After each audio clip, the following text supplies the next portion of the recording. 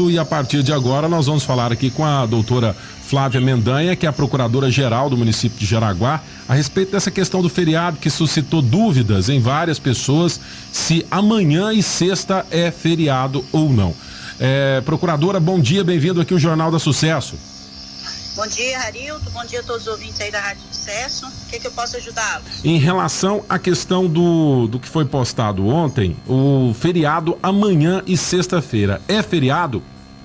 É feriado amanhã, Harilton, por decreto do prefeito, considerando a situação que nós estamos, certo? Quero deixar bem assim claro, né, para todas as pessoas que conhecem um pouco mais sobre questão de competência, né, de legislativa e tudo, que em regra um feriado ele é estipulado por lei, certo?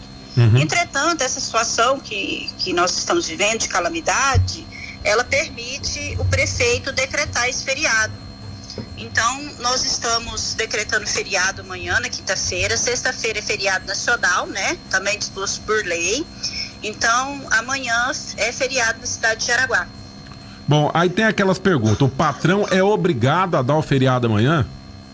Harilton, é o que eu sempre defendi, agora como procurador eu não posso retornar, quando havia esse embate, havia essa discussão, né? Junto à discussão relacionada se é feriado, se não é. É a obrigação, o que fala a lei trabalhista, né? Que aí a gente já está falando da seletista, né? Quando a obrigação não é conceder o feriado, a obrigação é, se o patrão convocar para trabalhar, a minha opinião é que ele vai trabalhar, mas ele vai ter que pagar em dobro. Entendo. Então, quer dizer, esse feriado ele não estava previsto amanhã, foi uma situação de excepcionalidade. Excepcionalidade, devido à situação excepcional que nós estamos vivendo. Então, assim, mas aí fica aquela outra discussão, Flávia. O patrão ele não estava preparado para dar esse feriado. Então, amanhã, se ele convocar o funcionário para trabalhar, ele tem que pagar hora extra. Ou se não, fazer um banco de horas, compensar em outro dia. Ah, sim. Que são, vamos dizer assim, que são as opções que a gente tem na lei hoje, né?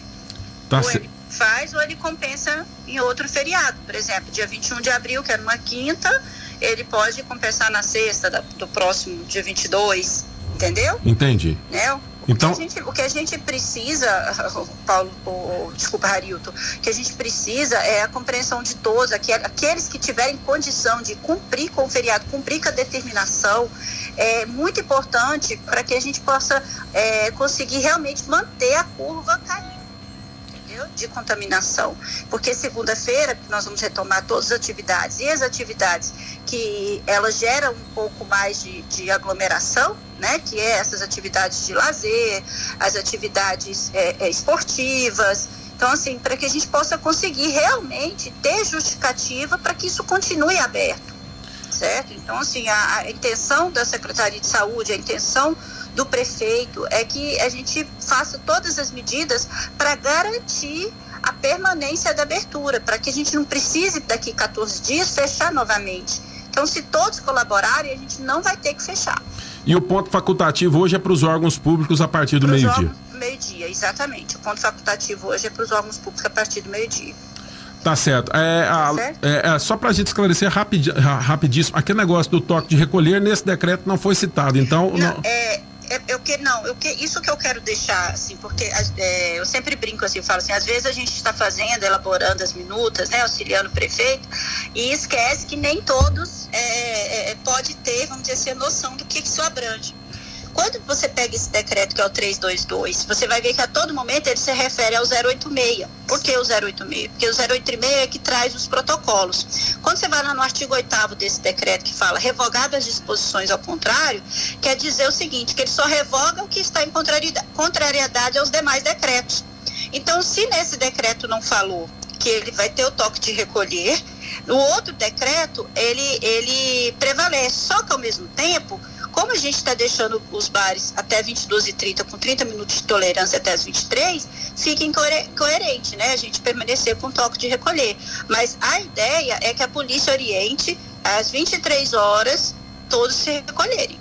Tá certo, então. Do mesma forma. Eu quero aproveitar que a gente está aí ao vivo e esclarecer que houve um erro material no decreto, que logo agora pela manhã nós vamos estar corrigindo, quanto à questão do intervalo dos cultos e das missas.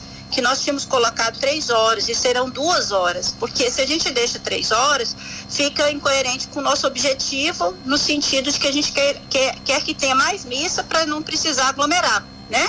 Ou mais cultos para não precisar aglomerar. Então vão ser de 2 em 2 horas, só para poder já antecipar que nós vamos estar fazendo essa errata, tá bom? Referente ao decreto. Flávia, pra gente fechar então, a questão dos bares, a partir de segunda-feira, com 30% de capacidade, poderão funcionar até às 23 horas. Aí ficou faltando só um esclarecimento em relação a distribuidoras. É a mesma regra? A distribuidora também fica a mesma regra, né? Porque não tem como a gente impedir, né? Da mesma forma, o que a gente vai estar fiscalizando, Harildo, em relação às distribuidoras? É o consumo na porta, porque ela não tem alvará para poder consumir no local, certo? Tá certo. Então, ela pode ficar aberta, mas vai ter que proibir aquela aglomeração ali na porta no consumo. Então, pro final de semana agora, bares e distribuidoras delivery, só na segunda-feira que volta a funcionar. A funcionar, exatamente. Delivery e drive-thru, né? Tá certo. Doutora Flávia Mendanha, Procuradora-Geral do município de Jaraguá, muito obrigado pelos esclarecimentos aqui no Jornal da Sucesso. Eu que agradeço e desejo aí uma boa, não só feriado, mas que seja um final de semana de muita reflexão para todos, tá bom? Muito obrigado. Obrigada, Harry. Até mais.